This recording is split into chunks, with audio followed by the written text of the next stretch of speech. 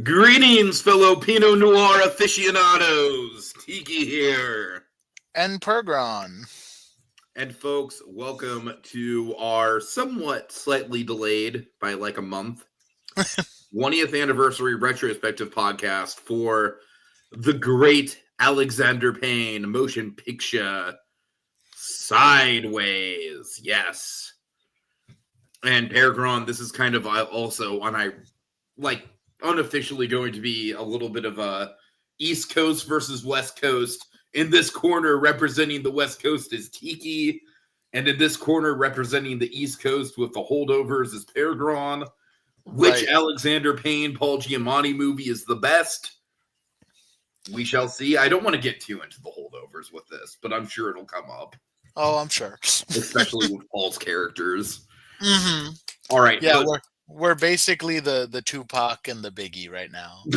Like, this is the rivalry of the 21st century. Yes, with Miles Raymond, and then I'm terribly sorry, I forget the name of his character from the holdovers. Paul Hunnam. There we go. Yes, because Miles Raymond and Paul Hunnam are very much the Biggie and Tupac of our day, right? Yeah, when I think of East-West rivalry, I think of Alexander Payne movies starring Paul Giamatti.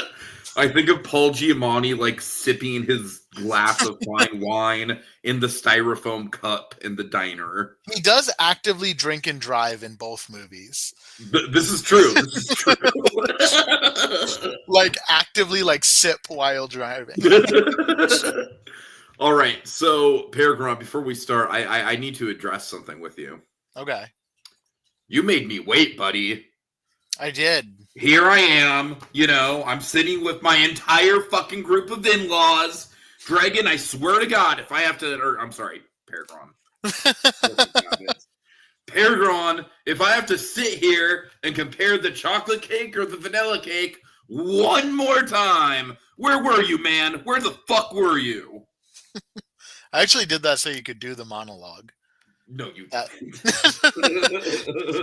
No. It is not a monologue. It's more just a line. It's like, where the fuck were you, man? Yeah, unfortunately, I wasn't doing anything interesting like drinking wine while driving. While doing the New York Times crossword. Right. All right. So let's break things down, PerGron. So Sideways, this is a movie where, and PerGron, I like to have you on for these retrospectives just because I feel like you and I have really kind of hit a stride with the podcast this year because we're obviously, I think we're both clearly as passionate about movies as the other one is, but there's also that kind of generational divide between us. And I think that's going to lead to some really interesting perspectives on some of these retrospectives because this movie came out in 2004, so I was about 13. I was 5. Right, exactly. So, well, for me, my experience of this movie is more like, okay, I don't necessarily know why this movie about two dudes going to wine country and getting drunk is getting all this Oscar hype, but I'm going to see it anyways because it is getting Oscar hype versus your experience with this movie, which is probably if anything, you probably saw the Merlot clip offhand at one point. Your parents probably went to go see it and left you home with a babysitter. Right. That was your experience when this first came out. Yeah, I didn't know Alexander Payne existed at that time. I mean, to be fair, I'd be very impressed if there was a 5-year-old. A 5-year-old who did. Who was like, yes, I like Alexander Payne movies. I think 2004 was I only saw one movie in theaters, and it was The Incredibles. Well, I mean, if there was one movie to see that year, right? Yeah, I was one of those kids who, ironically enough, hated movies. I just couldn't sit through them. I could sit through them, but my problem was for a long time, up until I was maybe about 10 years old, I was afraid of the fucking dark. It was one of those situations. It was once I was in the theater, it was fine, but I just remember there was such a big barrier of entry, just the intimidation of walking into the theater, the big screen just facing me, and the sound system. The THX logo genuinely scared the shit out of me. I'm not even lying. But yeah, alas. So PerGron, yeah, just to give my initial reaction to this movie, as I kind of already alluded to, this was coming off of 2003. Now, you remember the big Oscar thing that happened in 2003, right? I mean, I don't remember it, but I know it. Well, I mean, Return of the King basically swept it entirely. So as a teenager, you know, a young teenager at the time, who was getting into like filmmaking on a level deeper than just genre, but at the same time, genre filmmaking was still my jam. Like I loved me some Spider-Man, I loved me some Lord of the Rings. Harry Potter was Harry Potter was like, it existed. Obviously Jurassic Park was a big deal for me when that came out in the 90s. So I at this time I was still very much like a kind of like a big budget movie kind of guy, like I remember The Mummy Returns came out, and not a great movie by any means, but a really fun time at the movie theater. I saw it like 2 or 3 times. And then this PerGron, so picture just the total whiplash of like, and this didn't really run away with the Oscars like everyone thought it would. Like this, but this movie was basically like the Anora of 2004, right? Where like when the year was about halfway over through the festival talk and everything, this was the thing that everyone was like, yes, this is going to sweep the Oscars. This is the big contender. And PerGron, having just come out of the big Return of the King sweep, I gotta tell you, it genuinely pissed me off. I'm like, what the fuck do you mean? This movie about a couple middle-aged winos is going to be the next Return of the King. Like, fuck off with it. Like, it genuinely, like, I vividly remember I would make, like, running jokes with my grandparents talking about this movie, like, oh, yeah, I can't wait to go see Sideways, the movie about the wine. Oh, such a fucking thrilling concept for a movie, right? But PerGron, I don't think I watched it in theaters, but I did check it out as soon as it hit DVD, and I fucking loved it. And honestly, this is one of the movies that, for me, I feel like this was kind of a gateway drug, right? Like, I feel like this was the big movie. In 2004, it was very much like this, and then also Finding Neverland, but I feel like Finding Neverland kind of had the cheat code of like, well, it's technically, it's Peter Pan. It's stuff that I'm kind of familiar with. You know what I mean? Right. But this was very much, from what I remember, the absolute first time that a fully original adult movie really captured my attention, really made me kind of like take pause and be like, oh shit, like there's a whole different other side of movies than just CGI and big battles and superheroes and stuff. Like this is something that's so much more potent than any of that. And from that point forward, I mean, 2005 was kind of a rough year.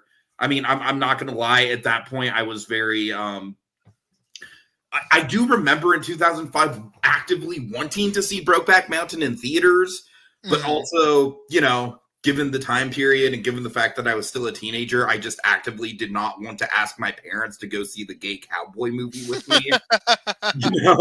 So 2005, and obviously we know what happened with the Oscars in 2005, kind of a wash of a year. But then after that, we get into like 2006. We have stuff like Little Miss Sunshine, The Departed. 2007, obviously a huge year with There Will Be Blood, No Country for Old Men, even stuff like Atonement, I adore. I mean, and then that was it. Like after 2007, it was just off to the races. After 2007 and stuff like There Will Be Blood, I was actively seeking out more, more creator-driven stuff, more like auteur-driven stuff, more directors. Directors were my jam more so than franchises. And I truly think that I have Sideways to thank for kind of like sending me on that journey. And I think the one thing about Sideways that's kind of the gateway for me is that, well, it's funny. There is a Mandela effect with this movie. All right. You want to know what it is for me? Please do.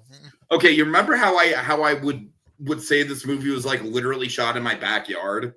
Mm-hmm. It wasn't. Like, this is very much Southern California wine country, right? But they turn off of Santa Rosa Road. Mm-hmm. And Santa Rosa is one of like is like 2 towns away from me. My mother lives in Santa Rosa. That's where my job is. Uh-huh. So, like, having Santa Rosa name dropped in the movie kind of Mandela affected me into thinking this was taking place in like the Napa wine country. Uh-huh. But that was still kind of like the gateway for me. The fact that like I've grown up in Northern California. If you grow up in Northern California, it's either San Francisco or wine country. Those are the 2 things that you always hear about. For me, I'm much more marinated in the wine country side of things. San Francisco is kind of like a running joke of how shitty it is nowadays. And even back then, it was more so like, yeah, San Francisco is kind of like either the place where you go to work for a big business or it's the tourist place, you know?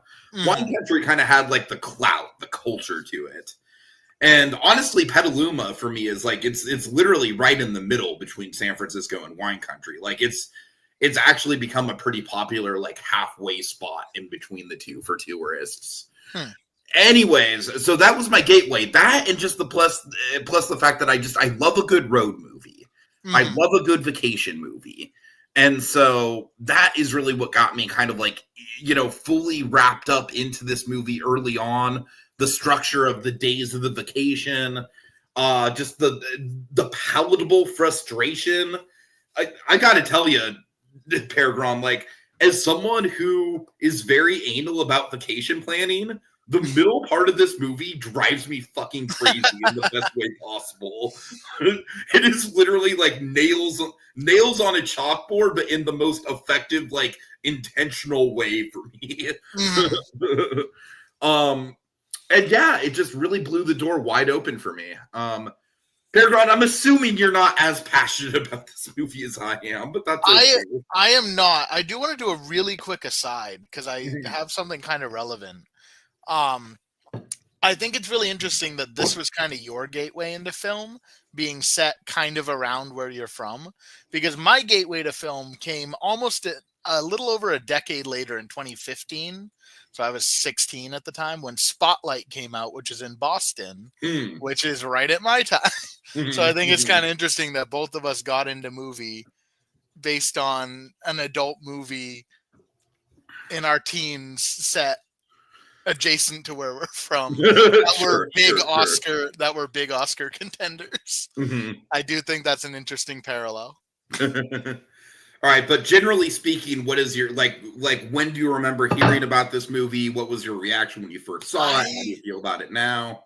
I don't remember when I first saw it. It was definitely like on TV. Like I remember seeing it on TV. I used to just record every movie just because I was getting into movies, and I'm like, I'm going to record all the movies and have them on my DVR. That's honestly how my parents got like half of our Disney VHS collection going when I was a kid. I'm not kidding. Fair enough. But yeah, so I don't remember the first time I watched it. I've always enjoyed Sideways. I think it's a fun movie. I think it's a good movie.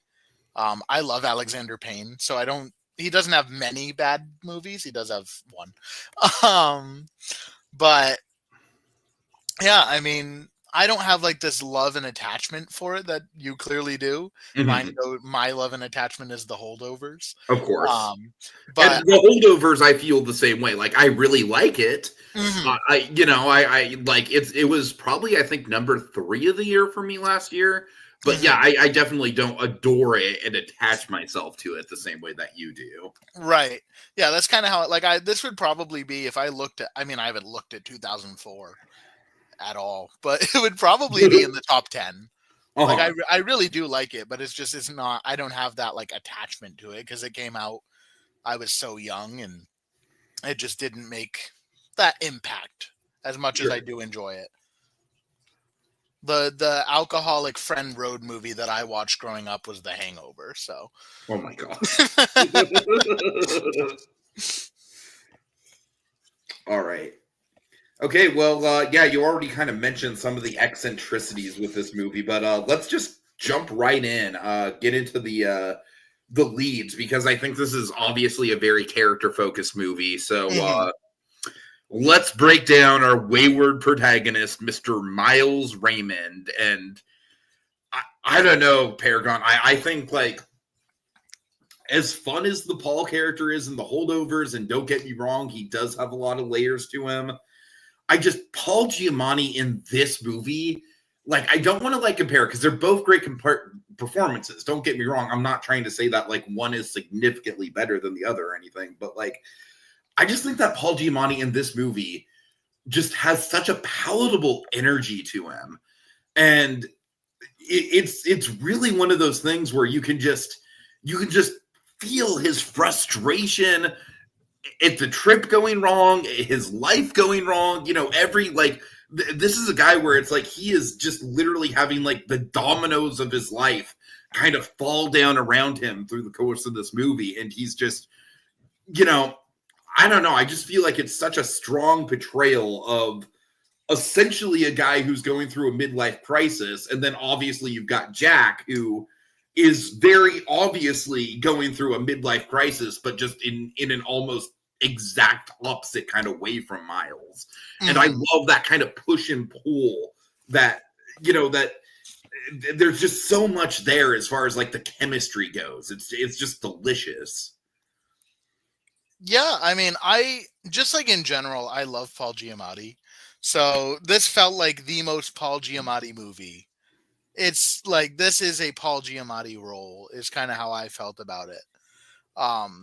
But I agree with pretty much everything you said. I think he was a strong performance. I like the way the character is written. And I think it's fair to compare the two roles, because both of them are so different. They're 20 years apart from one another.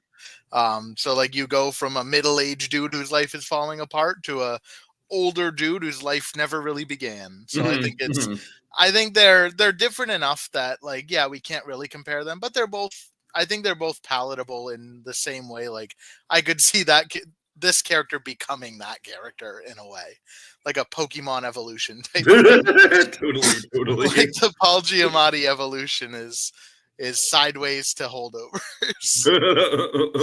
If you level him up with depression enough. Oh God. Like, both of them are unpublished. Both of them are drinkers. Yes. I love how both of them also have a very distinct drink of choice. Mm-hmm. All right.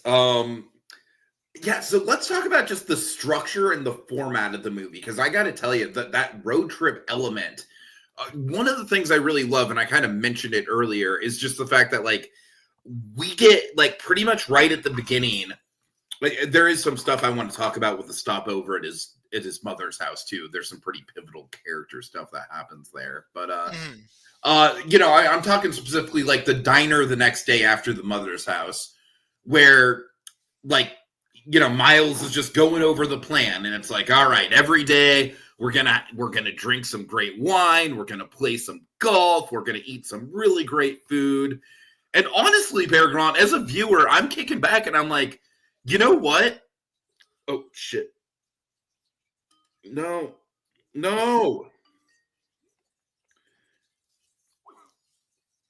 Sorry, I fucking accidentally called Dragon on Skype. Oh no. It's like, oh God, no.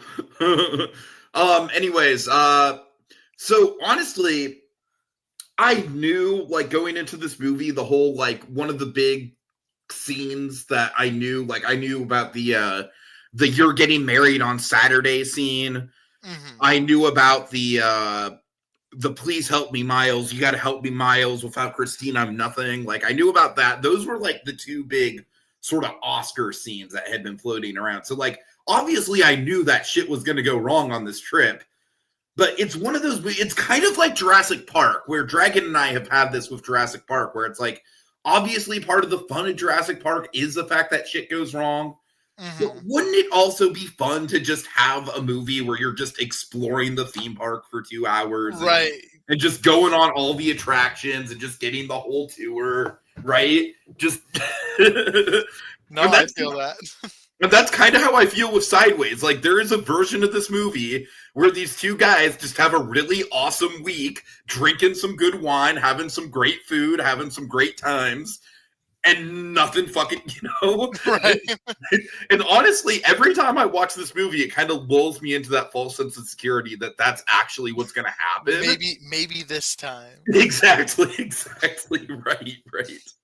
Oh man, do you think that's palatable? Can you relate to that watching this? Yeah, no, I feel that way with a lot of movies. Like, the fun of movies is when things go wrong, Mhm. but I can think of a lot of movies like that. Like, any road trip movie, really. Like, I kind of just like road trips. I could kind of just watch some guys hang out, get into some shenanigans. That sounds good to me. I mean, to be fair, The Hangover pretty much is That just is pretty that. much The Hangover. I mean, stuff does go wrong in The Hangover, obviously, but like the Right. inciting incident happens pretty early on, and then after that, it is pretty much just dudes guys- hanging out in Vegas. Just guys being dudes. What's better than that? All right. So let's double back around to the mother's house, because I think the most telling scene in the whole film for Miles's character, I really feel like the scene that just kind of like embodies his whole character, is the fact that he sneaks upstairs to steal money out of his mother's, like the little Ajax jar. That imagery just sticks with me, right? Mm-hmm. Just the imagery, how specific it is, the Ajax jar. Right. And then, like, literally, as soon as he goes back downstairs, the mother's like, can I lend you some money? Do you need money? It's like, I feel like that really just defines him. It's like, he probably knows that if he asked for money, she would give it to him, right? Mm-hmm. It's literally just the pride thing. It's the whole, like, like filling out the New York Times crossword puzzle with a pen thing. It's Right. like, this dude is, like, in spite of all the failure that he's seen in his life, through his marriage, through his career, through his writing, he still kind of can't help but view himself in this kind of like upper crust sort of lens. And so it's like, anything that would take away from that, he is just desperately trying to avoid. And I just think it's just a very rich element of his character. Mm-hmm. By the way, how adorable is Thomas Hayden Church interacting with Mrs. Raymond? Yeah. All right, let's get into Thomas Hayden Church, because I really think, as great as Paul Giamatti is, and he's wonderful, I think Thomas Hayden Church might have the performance of the movie for me. I think Jack goes through just as much, if not even more, of an arc than Miles does, because really Miles just kind of like stays at a baseline for a lot of the movie, right? But Jack is a character that's just constantly going through these shifting emotions, where at first he's just kind of like, I'm gonna get laid, Miles, and you're not gonna stop me. But then as soon as he meets Stephanie, it's like that kind of like, oh shit, like that moral dilemma, like, I am falling for this person, and what am I gonna do? Maybe I should just put the wedding on hold, that kind of like push and pull. And then ultimately, like, the tragedy of his character, where he does end up with Christine, but we kind of know that he's not satisfied with where he's ended up, right? Right. And he's almost kind of like in that sort of Miles position in life at the end of the movie, where at this point there's no going back. I mean, we see in the big Oscar scene, he's literally like, if I lose Christine, I love the phrasing with that. If I lose, it's not I'll have nothing, it's I'm nothing. Mm-hmm. That's always stuck with me. Just that very subtle wording, just I'm nothing. And yeah, I know. I just think the pacing with his character, how he just goes through like that sort of like ultimate, like, I love how the low of lows is literally MC Gady's penis. Have you watch Lost, don't you? I've seen most of it. Okay, so you know that dude is from Lost. Mm-hmm. He's the thing is, we're gonna have to take the boy. Right. What? Yeah. The boy, we're gonna have to take him. So that's always kind of stuck out to me. Just like, Oh boy, look, it's Tom from Lost, literally running at us buck-ass naked. All right. Let's see. So where do you want to go next with this? Yeah, I mean, I'm kind of along with for the ride. Let's wherever you want to go. You have the more passion. We can go beat for beat. Yeah, but I can talk about this shit for hours, and I want to talk about stuff that you actually want to talk about. Right. Yeah, I mean, those are kind of the two scenes that really stick with me. Are the at the mom's house, Mm-hmm. and then the if I lose Christine, I'm nothing scene. Those Mm-hmm. were the two like the big scenes that really stick out for me. The rest of it's kind of like I think the reason I don't love this movie as much is I don't love cheating storylines. Like that's just something Okay. that Okay. it's something You that like mentioned this before, yeah. yeah, like I just don't like cheaters. When it comes to relationships, if you're cheating on a test, I don't give a shit. But yeah, cheat all you want. Thanks for that distinction because Right. it's easily confused. Yeah, no. You can cheat on anything except your partner. So yeah, to me that's just like it makes it a little harder to get invested in Jack because he is seeking out extramarital affairs. So I kind of want to see him lose everything just based on my personal not experience. I've never been cheated on, but my like taste of cheating. I kind of would rather see him get his comeuppance in a way. So I But I think feel that's like he does, though. I feel he like does. Yeah. I don't think you're supposed to be rooting for this guy at all. I think if anything, like I said, if anything, I feel like throughout most of the runtime of this movie, things are going like frustratingly well for this guy, and you are Right. in Miles' perspective on it, where it's like this son of a bitch is about to get married, and he's literally having like a whirlwind fucking summer fling of a lifetime, you know? Right. um and just I think the stuff where he's like bonding with the daughter and stuff, that is not meant to be endearing. That's meant to be like, you piece of shit. Right. You know what I Right. mean? Like, Yeah. yeah, he's good with kids, but he's a fucking actor. Like, I Right. think that's it. I think specifically the fact that he's an actor, I think kind of gives me a lot of leeway where it's like, I don't like him, but I do think he's very compelling. He's obviously like, just as a character, the way he's written, he's just a naturally charismatic guy. Right. And I don't know, like I definitely don't think the movie is ever really, I mean, obviously, I think once the comeuppance happens, I think you're supposed to at least feel a little bit of sympathy for him. Right. But it's less sympathy and it's more so like, oh, good for him. He finally fucking learned his lesson. You know what I mean? Mm-hmm. And Yeah, that's fair. That's a good take.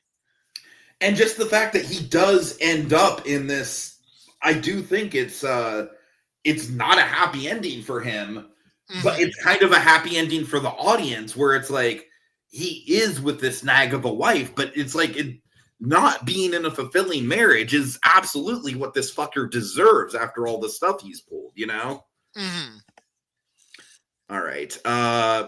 Let's see. We have Little Blue in the comments just saying excellent film. And he's saying, let's hope Dragon didn't notice you accidentally call him. He'd be like, Tiki, why are you disturbing me? Are you wanting me to join this podcast tonight, which I'm not even interested in?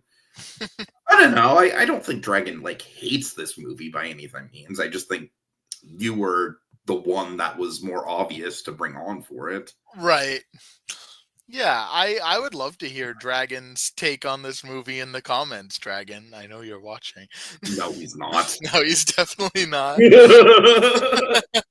Honestly, when Dragon pops up in the comments, it is a rare treat. Mm-hmm. All right. Little Blue also says, way ahead of you, PerGron. Hate cheaters as well. Indeed, indeed. All right, but yeah, let's talk about what I mentioned earlier. The whole like a couple days in, shit just starts to go wrong on this trip.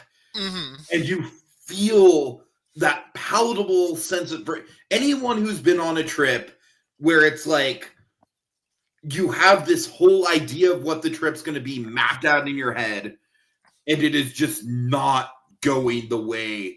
Right. For me, it was Dollywood, PerGron.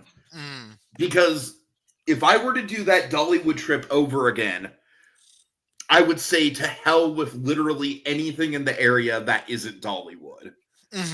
But because I'm a fan of kitschy tourist bullshit, and Gatlinburg and Pigeon Forge are kind of like a mecca when it comes to kitschy tourist bullshit. Right. I literally couldn't help myself. I was like, we got to plan, like, we got to do half and half on this shit. We got to do, you know, half the time at this world-class theme park with awesome roller coasters and atmosphere that akens back to like Disney when it was good. Right. Or just literal tourist trap bullshit that makes you feel like you want to die and makes you feel like it's sucking out your soul. And yeah, if I were to do that over, man. And it's not just that. It's not just the fact that the tourist trap bullshit was very underwhelming. It's the fact that the transportation situation, that was very much the whole, like, this trip is not going the way I wanted it to. Because I had so much stuff mapped out that I just straight up could not get to just because of the fact that catching an Uber was just unpredictable. Wow. And literally every time we took an Uber, it was like rolling a dice on if we were actually going to be able to get one and then get one back. You know, so we had to pick and choose where we wanted to go. Yeah, which was very stressful. Sounds it. Let's see. I feel like you know what I want to double back around to too is the Hitching Post just as a location. Because I really love it. I really love that we have this this restaurant that's kind of like the home base, if you will. Yeah. I forget the name of the bartender. I think it might be maybe Gary, I want to say. I don't know. But tell me that bartender just doesn't seem like the most natural, friendly bartender that you just genuinely would want to have a conversation with. Yeah, I mean, isn't the Hitching Post a real... It is, yeah. So he probably just was a bartender. I don't know about that. I'd have to... He feels like it, though, right? Yeah, he feels very... yeah, it is authentic. It is Gary the bartender. I'm on the Wikipedia. Aha! I knew it. Played by Patrick Gallagher. Okay, look it up and see if that guy's an actual actor or if this is like his one credit. Nah, he's an actor. He played Attila the Hun in Night at the Museum. Oh, God. Okay. Wow. And he was in... Random. He was in Final Destination 3. Oh, the roller coaster one. He was in Downsizing, so he's got some... Oh, dear. Oh, no. I assume that was the bad one you were talking about. That was the bad one that I was talking about. I have never gotten myself to actually sit down and watch that one. It's not a good movie. He was also in Captain Marvel and the Christmas Chronicles 2. Okay, so yeah, this guy is definitely not just an average. No, he's not just a bartender. Walked out of the street like, hey, you want to be in our movie? No. He was in Glee. Oh my God. Wow, he's a lot more prominent than I was expecting. He was in Blue Eye Samurai for 5 episodes. Oh dear. Oh wow. Yeah. So he's gotten around. But no, it's like when he is in this movie though, I mean, he doesn't have a ton of screen time, but honestly, I feel like I kind of feel like in the audience, like you are very much in Miles' shoes. You're feeling his frustration. And every time Miles goes into the Hitching Post and this dude is just there, it's like, Miles, how's it hanging? Oh, you know, we got a bus full of tourists. They're a little rowdier than usual, but we got through it. It's just like, this is absolutely, it's so authentic to the type of bartender that does exist in this area. Yeah, he's definitely he's good placemaking, I guess. Because he definitely does. Yeah. He does just feel like a bartender you'd bump into. Okay, have you seen My Dinner with Andre? I have. I love My Dinner with Andre. Oh my God. Oh God. How have we never talked about that? You know what's funny about My Dinner with Andre is literally my entire childhood. my grandparents made My Dinner with Andre like a big running joke of like, you think that movie's boring? My Dinner with Andre is literally just two guys talking for 2 hours. Mm-hmm. So when I was like 16, I saw it in a video store and I saw it was Wallace Shawn, right? Right. And I was like, no way. I gotta actually watch this. And of course, it goddamn blew, like, literally My Dinner with Andre kind of shaped my entire college experience. Mm-hmm. Not in the best ways, because I very much picked up, like, my brain was not developed enough to be like, these guys are pretentious as fuck. Right. I was like, these guys are like fucking like absolute like fit like third eye geniuses, like this is literally like opening the world to me. And it's like, no. But anyways, I bring up My Dinner with Andre specifically because one of my favorite elements of My Dinner with Andre is the fact that there is basically a whole other movie happening in that movie with the waiter and the bartender. Mm-hmm. Because the waiter, like, I love the waiter. The waiter is like an awesome, like, you want to talk about just placemaking and, just a character that's there to just kind of set the mood. I mean, it's him, dude. Oh my God. Mm-hmm. The line where they're ordering their food and Wally's like, oh, what's this? And he's like, it's a potato soup. It's quite delicious. It has just haunted me. It's haunted me for decades. That delivery. It's a potato soup. It's quite delicious. And then, but no, I just love the fact that, like, if you're paying attention to the waiter and the bartender, they're literally like, the waiter will constantly be going back to the bar to talk to the bartender. And you just know that the waiter is like, oh, Jesus Christ, these guys won't stop. Oh my God, you should hear the shit they're talking about. And the bartender's like, yeah, this asshole tried to order a club soda. I'm sorry, we only serve sauce de pavillon. Oh my God. Oh. You want to just talk about My Dinner with Andre? My Dinner with Andre. You want to just fucking go into a My Dinner with Andre conversation? Yeah. Ha! Got you, people. You thought you were here for Sideways? No. This is a backdoor My Dinner with Andre podcast. Oh my God. My What do you think of the electric blanket allegory? The reason I ever watched that was the Community episode. Oh, okay. Yeah. Where they're trying to throw Abed a Pulp Fiction party, and he's doing his own thing with the Cougar Town poop my pants story. So after that, after learning about the movie, I had to go back and watch it, and I quite enjoy My Dinner. And then, of course, there's the famous Simpsons gag with the My Dinner with Andre arcade cabinet. Mm-hmm. It's just like, there's literally like a tell me more button.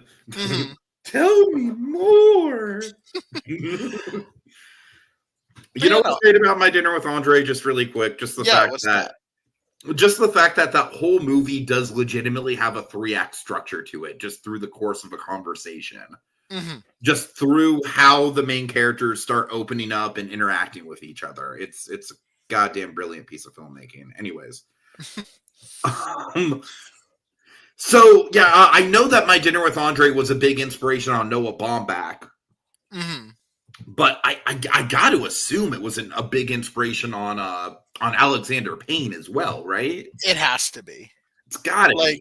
The two are like very similar. They're not similar movies, but they have similar like vibes. I feel like the people in this movie in particular, like this movie literally feels like it could exist in the My Dinner with Andre universe, for lack of a better word. You know what I mean? Yeah, the My Dinner with Andre cinematic universe. I feel like the Holdovers would fit there too. I feel like, again, it's like a Pokemon evolution between those two. Did you know there is technically a spiritual successor to My Dinner with Andre? Is there? It's called Vanya on 42nd Street. Have you ever heard of this? I have not. It's literally just a like Andre Gregory is directing a production of Uncle Vanya on 42nd Street, and Wallace Shawn is in the cast. And it's essentially just like it's kind of like Birdman before Birdman in a way, where it's like, you know, you're seeing both the performance and also like behind the scenes stuff. I don't know. Like that movie does legitimately make My Dinner with Andre a cinematic universe. Interesting. Look into it sometime. Yeah. Okay, let's see. Let's talk about Maya, because Maya is a big kind of like moral compass of the movie. I gotta tell you, man, as someone who's asexual but not a romantic, you know, I would love a partner, but I can very much take or leave sex. Oh my God, just every bit of interaction that Miles has with Maya and that sexual tension and just, you know, and it's so palatable to me. It is so fucking relatable. It's just like, you don't want to come off too forward, but you don't want to blow your opportunity.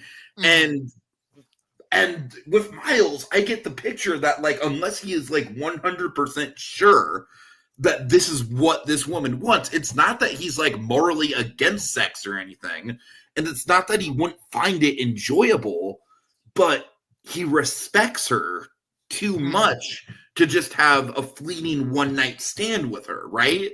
Right. And that is absolutely what I just relate to. That is like the core thing with Miles Raymond, even beyond just the compulsive self-loathing and depression, which is the part of the character that I don't really, it's not fun to relate to him. Right. But no, the whole thing of like, Jack is obviously just getting in there, like just being a literal like monster about the whole thing. A literal animal, if you will. And Miles is just, he's so trepidatious about it, you know? And man, the moment on the first date, you know, when they're at Stephanie's house and Miles goes into the bathroom and then comes out and tries to kiss her and it's awkward. Oh my God.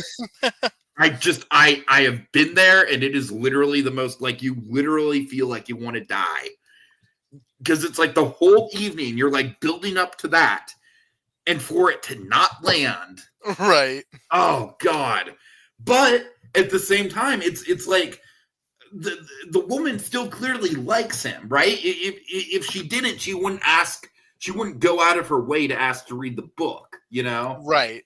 But just the approach there, just the build up and then the failure to land, it's, oh God, I just that palatable tension, you know, when they sneak into the barrel room, and you know, Jack and Stephanie are just all over each other, and Miles and Maya are just having, like, you know, like casual conversation about wine like they always do. Right. I don't know, it's just, you know what I mean? It's such a, I love that kind of dynamic.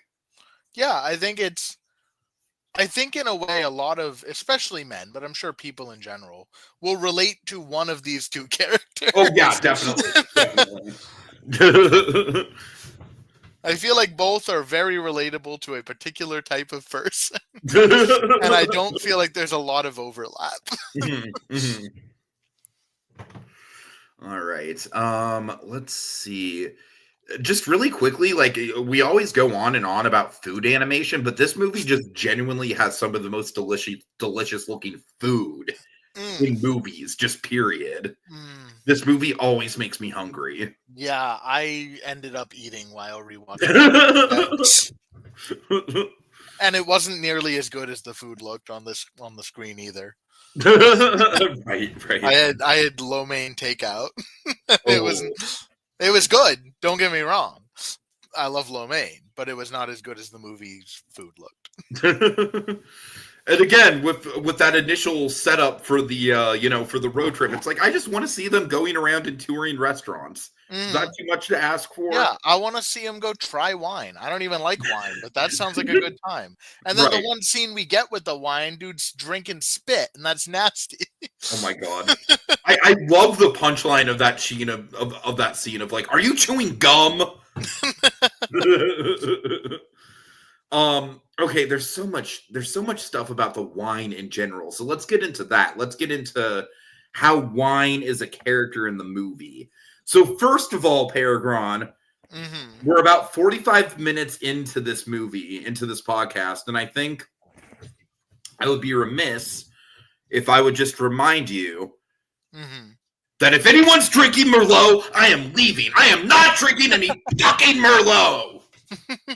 So let's talk about that, because honestly, I feel like that is the single most iconic line of the whole movie.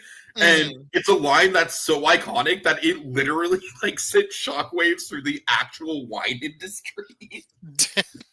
Like, no, I'm not kidding. They actually have a term for it, the sideways effect. Like, sales for Merlot literally plummeted after this movie. No, I'm not joking. There's literally a whole Wikipedia article about the sideways effect. All right.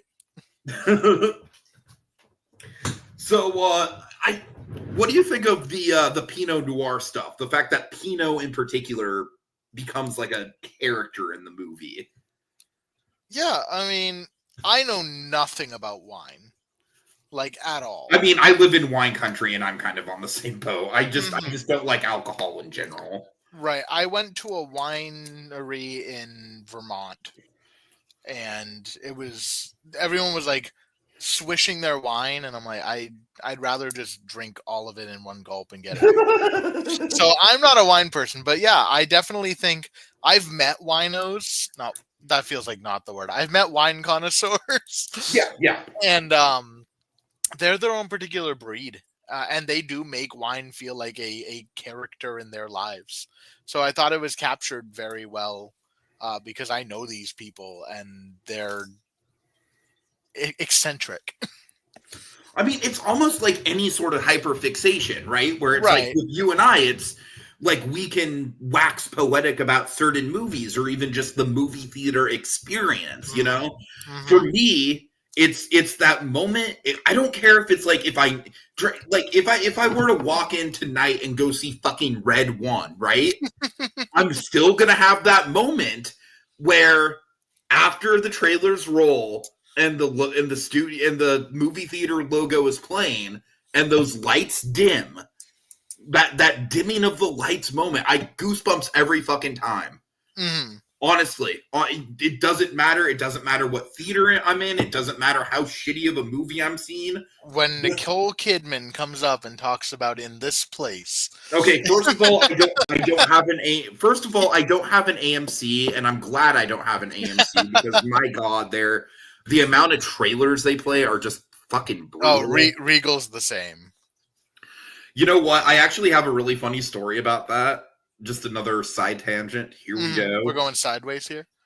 Yes, very appropriate. So, back when Guardians of the Galaxy 3 came out, I happened to be at Disneyland, and that was the trip. That was the infamous trip that killed Disney for me.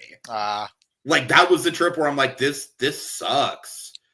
Like, I literally remember I went to go see Guardians Volume 3 with Man-Eating Wreath the night before my last day. I had 3 Disneyland days, and then I broke the 3 days up with Universal and Knott's. So every other day we went to Disney, and then every other day we would go, it was Disney, Universal, Disney, Knott's, Disney, essentially. And on that 4th day, Garrett picked me up from Knott's, and then we went to the Garden Walk to go see Guardians. Hell of a fucking movie going experience. I mean, I don't know how you feel about Guardians Volume 3, but I think it's genuinely like underrated as far as just like there is some powerful shit in that movie. Just I mean, level. It was my number 1 of last year. Same. Oh my God, nice. I applaud. I don't know that it stays there on reflection. It's definitely number 2 at the lowest. I mean, for me, I feel like last year was like, it was the year of like a bunch of Oscar bait that took big swings. But I never really emotionally connected with any of them in the same way that I emotionally connected with Guardians. Yeah, no, that's fair. But anyways, so I literally remember being like, Garrett, like, if I could, I would just fly home tomorrow and not have a Disneyland day tomorrow. Like, that's how out of sync I was with Disneyland. Anyways, this is not the point of the story. The point of the story is that Saturday, my grandma and I had like basically half a day to kill before we had to go to the airport. Mm-hmm. And I had one of those. So this is just going to get into my personal version of wine. So excuse me while I indulge in my vice. All right. So I had one of those disposable THC vapes. Mm-hmm. And I would I would do it from time to time, but it was hard to do it like between just Harbor Boulevard being super crowded with little kids all the time. So even if I were to like step out of my hotel room, it would still be hard to do, right? Mm-hmm. Like I just felt like on Harbor Boulevard, eyes were on me at all times, you know? Mm-hmm. And but I vividly remember I was like, my grandma and I went to go see Guardians 3. And I vividly remember the feeling of like, Grandma, there's going to be like a half hour of trailers. So why don't you go into the movie and I'm just going to take a walk? And so I just spent a half hour on the steps of the Anaheim Garden Walk, vaping my little heart out. And it was incredible. And you missed Nicole Kidman. Okay, but Nicole Kidman, the one thing I want to say about her is that, sure, it's a meme, whatever. I agree with literally every word she says about the theater experience. That's fair. Yeah. Literally every word of it, I agree with her It's on. just so cheesy. It is. But you know what? My love for theater is kind of cheesy, you know? It's That's fair. Anyways, God, we went off on a fucking tangent there. Yeah, we did. Okay, let's talk about Sandra Oh, and this was really her big kind of star-making role. I believe it was like, I want to say this and Grey's Anatomy or like right around the same time. Mm-hmm. And I'm sure she was popular from Grey's Anatomy, but I think this was very much the thing where it's like, oh, holy shit, this lady can act. Mm-hmm. You know, like it's not just like, this isn't just like the Asian representation from the medical show, you know? Right. Like this lady is really like a force. Yeah, I didn't even realize it was her until I rewatched it recently. Yeah. In preparation, because now Sandra Oh is like, I know her from a lot of stuff. Of course, yeah. It's like I know her from Invincible, Mm-hmm. and like she's all over the place. And so going back, I was like, oh shit, she got her start here. Mm-hmm. So I think out of the 4 leads, I think Stephanie is probably the least dynamic. I think she pretty much just exists as a plot point. She's more of an idea than a fully fleshed out character. Mm-hmm.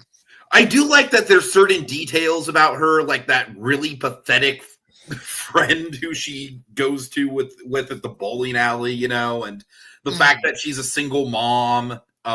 You know, there's details about her that kind of flesh her out, but I don't know. But obviously the whole "you're getting married on Saturday" bit, that it was that, and then it was, of course, the whole like I can't lose Christine. Those were like the 2 big Oscar clips that year. You just saw constantly. Mm-hmm.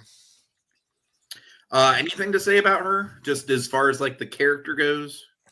Not really. I mean, she's like you said, she's probably the least interesting person, like dynamically. Mm-hmm.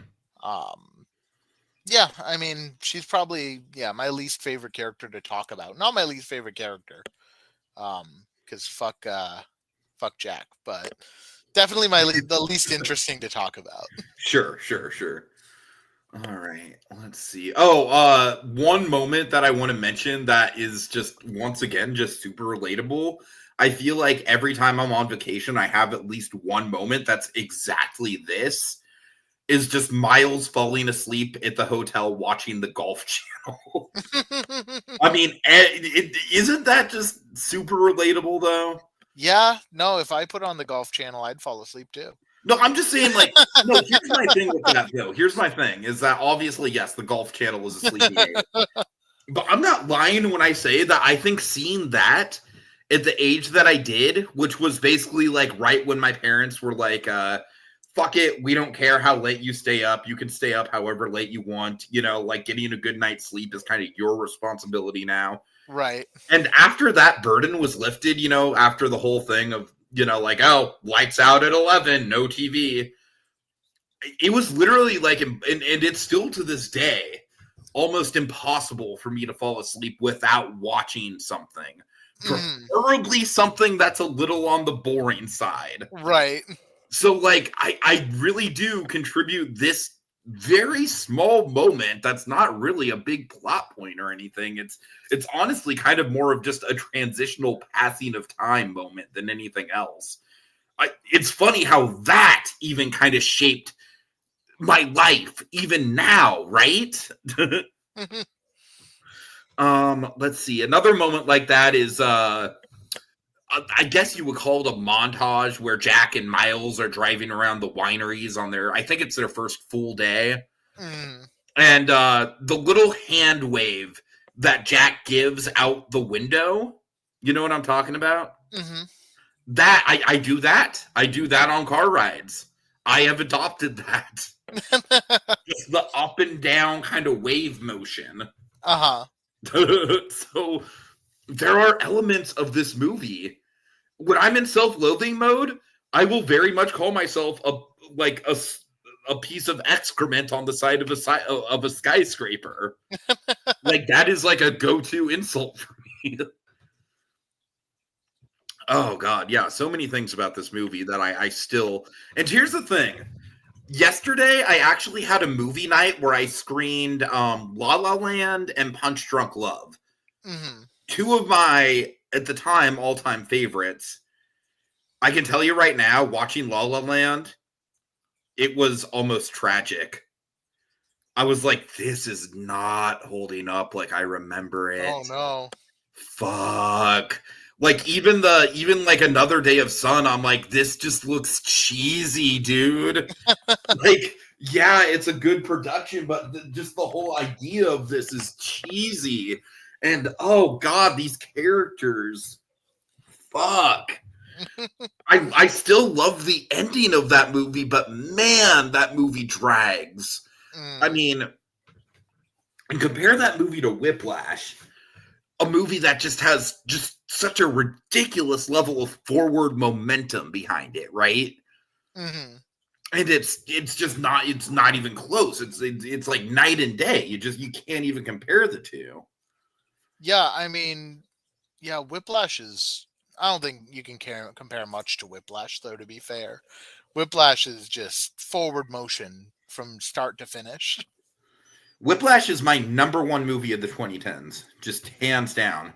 That's a fair pick, especially after my most recent rewatch of it, and that was for the same movie night, and that's why I chose La La Land as like the follow up. Anyways, and then Punch Drunk Love was. I think that held up a little bit more, but it was still kind of like, okay, I get, basically with Punch Drunk Love, I still really like it. I get why others would not. I get why it would be super uncomfortable for a lot of people. So, yeah. Sideways, however, it held up beautifully. One could say it aged like fucking fine wine. I'm sorry, that's the most painfully forced metaphor I could possibly do in a podcast like this. But it's true, though. Doesn't this movie have a timeless quality to it? It does, yeah. It's definitely like, it doesn't feel like an early 2000s movie. Except for the cell phones. Except for the brief shots where you see the cell phones. Right. But yeah, mostly it's, it feels like a movie anybody can watch in any generation and kind of get behind. It's timeless concepts. I mean, wine has been around forever and will be around forever. Road trips have been around for as long as roads have been a thing. Boys have been boys, you know? So it's definitely a movie that I can see continuing to age really well. Indeed. Okay, just a couple more things. I really want to talk about Maya's monologue about why she loves wine, because I truly think it's absolutely the most beautiful piece of dialogue in the whole movie. Just the passion behind it, the way she's describing it. What do you think? Yeah, it's a beautiful monologue. And again, that kind of push and pull, that sexual tension there, where it's like, Miles, like, oh God, PerGron. The moment where Maya puts her hand on Miles's, I believe, his thigh, it's just like, oh God, I have been there. I'm like, okay, what the fuck do I do? Like, this woman is literally communicating with her body, and I'm still like freezing up, and it is so relatable. Yeah, that shit resets your brain. Totally. Yeah, that's a full on reboot Microsoft fax noise. God. All right, and then I guess the only other stuff I want to bring up is the ending. I'm terribly sorry. I don't remember the name of the basically the Chekhov's bottle, if you will. But I love that resolution. The fact that Miles has this like prized possession, and the whole line of like the day that you open one of those, that's the special occasion. And we go from that, we go to like Chateau Cheval Blanc. Thank you. So we go from like, the day that you open a Cheval Blanc, that's the special occasion. And just in a lot of ways, that bottle is kind of like the thing that sort of gets Miles and Maya, their flirtmance, if you will, like really kind of in high gear. That's really kind of the icebreaker between them in a lot of ways. And to have what ultimately ends up with that fucking bottle is honestly maybe the biggest tragedy in the whole movie. Just the fact that he's sitting in this diner, sneaking sips in a styrofoam cup. It's brutal, isn't it? It is. Yeah, I mean, I've been there drinking alcohol out of styrofoam cups. It's a low point. Never a 1961 expensive wine. It was mostly just Malibu, but oh man. And yeah, like I said, I get what you're saying about the Jack character, and I really truly don't think the audience is supposed to like him. Especially not on a moral level. But at the same time, I feel like the movie is supposed to be like, yeah, this guy has like really natural charisma, very much to his own detriment, where he literally can't help himself.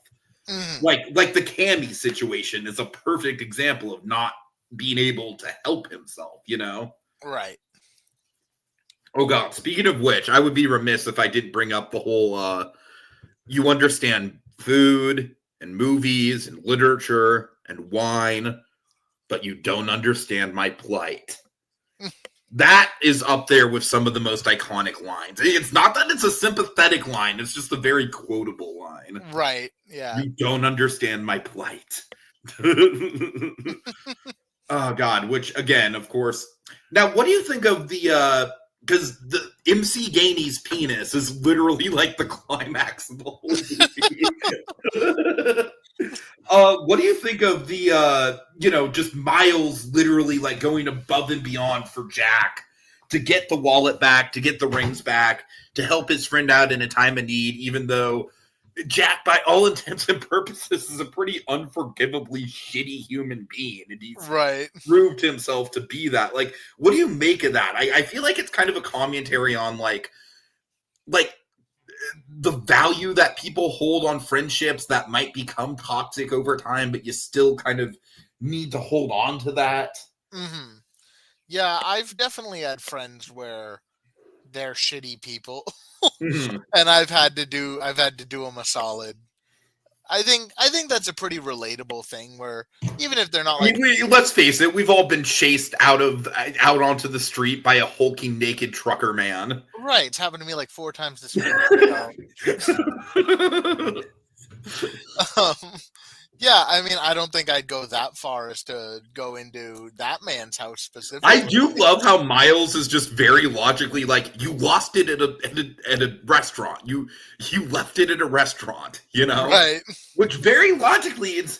But I do like how, what I like about that moment is I feel like that's the moment where the tides kind of get turned on Jack, where Jack does truly realize, like, no, I can't just lie my way through this.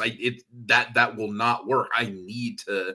And obviously, he's still lying his ass off. He literally crashes Miles's car to sell the lie. But in that one moment, he is just super vulnerable, and he does see that he's a piece of shit. And the thing about that is that just adds to the patheticness is the fact that he's literally naked. He's wrapped up in just the hotel bed sheet. He's got that big ass bandage on his nose. It's not even sympathetic. I would say it's just pathetic. You know what I mean? But pathetic in a way where it's like you don't feel bad for him, but it's like you almost kind of just want to be like, okay, please stop crying. I'll do it. I'll do it. Just please stop. Shut the fuck up. Right. All right, and then what do you think of the ending? I really like how Miles's novel is kind of like this big sort of like albatross around the rest of the plot, right?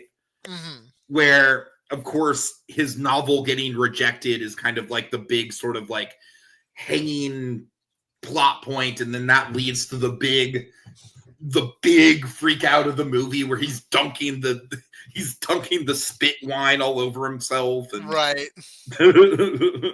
But what do you think of just the whole idea of like him having this novel that is like, I believe the agent and I believe Maya when they say it is genuinely really good writing. It's just almost too dense and it's just hard to market. And I think that's a really interesting, and honestly, I want to read this book. Uh-huh. It sounds like a genuinely really interesting book, honestly. Yeah, they should release a tie-in novel. They totally should. Just have it be written by the same guy that wrote the Sideways book. Right. At some point, Paul Giamatti's characters in an Alexander Payne movie will write a book, and it will get published. At some point. Speaking of the guy who wrote the original book, tell me that Rex Pickett isn't the most stereotypical name for like just an elitist wino that you've ever heard of in your life. Rex Pickett. This is my papa, Rex Pickett, of the Pickett's vineyards. Oh God! Straight from Italy. I don't know why he has an Oliver Twist accent.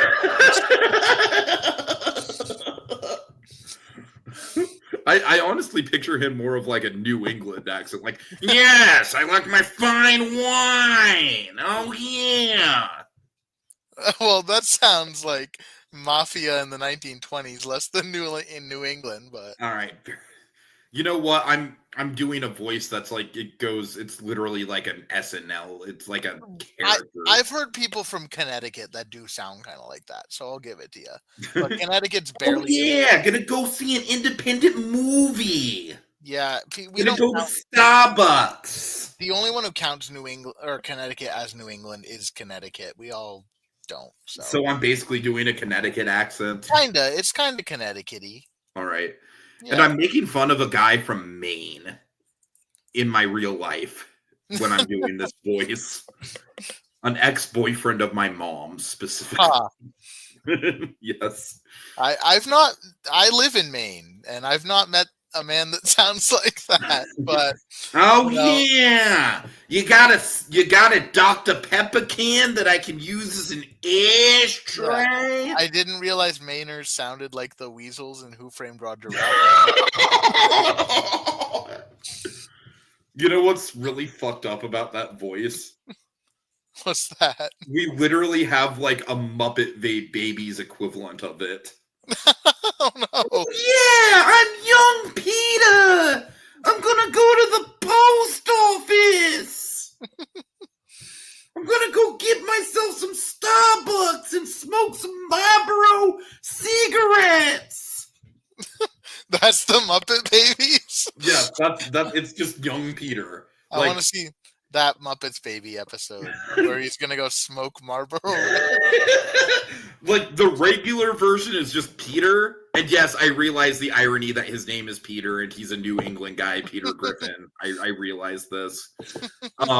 But then there's also just young Peter, and young Peter is like the body of a child, but he's still got like the grown-ass man mustache and shit, you know? But he's got like the little kid overalls. Oh man, I'm going deep cut here. I'm going deep. We need to get off of this. What do you think of the ending? Do you like the ending? Honestly, I kind of feel like Alexander Payne movies for me, I like the endings, but the endings never really blow me away, if that makes sense. Yeah, I mean, the ending's good. I like the ending. It's kind of a happy, ambiguous ending. That's kind of what I don't like about it. I kind of feel like I kind of wish there was something a little bit more ambiguous about it, because based on the voice message, you can tell like she clearly wants him to come up and visit her. She clearly wants to get back to what I wish, just tweak it slightly and say like, you know, Miles, I have really mixed emotions for you. There's a lot we need to talk about. So if you're ever up near me again, I'd be willing to hear you out. Right? Like, I feel like that would make the ending so much more palatable when he shows up on the door and he knocks on the door and you don't know what's going to happen next. Because honestly, I kind of feel like they're at least going to hook up. I don't necessarily know if the relationship is going to work out. But based on that voicemail, you know that she at least wants to get together with him, right? Right. So I kind of wish it wasn't as spelled out as that in the voicemail as far as the ending goes. That's fair. And honestly, I kind of feel the same way about the ending of The Holdovers, where it's like, I kind of feel like they tied the emotional arc up with Paul and Dominic Sessa a little too neatly with the bow with their final conversation. I kind of wish that I've said this before, but I wish that the last time that those two interact with each other was when he was leaving the... Yes. Yeah. I feel like that would... So I do feel like Alexander Payne does kind of have this thing where... He's a coward. He's a pussy. He won't let it... Don't wrap up your movies, Alex. I wouldn't go that far. But like Damien Chazelle, by comparison... That movie, that guy is a master at endings. I mean, I think the ending of Babylon is a little fucking self-indulgent, but I still think it's... I think Babylon is a little bit self-indulgent. Yes. I still think that ending conceptually is pretty cool. Just the whole, like, seeing the evolution of film and this art form that you love so much. But La La Land and Whiplash both legitimately have, like, top 10 endings of all time, right? So, all right. So I think we should go ahead and wrap up. Do you have any final thoughts? Just one. I was just reading Alexander Payne's wiki, and apparently he was supposed to direct The Menu. Okay. The Menu is a movie that I did not like. You didn't like The Menu? I love The Menu. But it could not pick a lane, PerGron. It couldn't decide if it wanted to be a horror movie or an Eat the Rich satire or just, I don't know. I find it interesting that Alexander Payne was going to do it, though. I think he would have crushed it. I kind of want to see that version. But yeah, other than that, no, it's the Sideways is good. Go watch it if you haven't seen it. And then also watch The Holdovers and then see which one you like better. And join the East versus West Coast battle. Oh, I'm going to literally put up a poll for that. All right. Well, big thanks to Little Blue for joining us in the comments. This has been a lot of fun. See you all next time, folks. Have a good night. Bye-bye. Okay.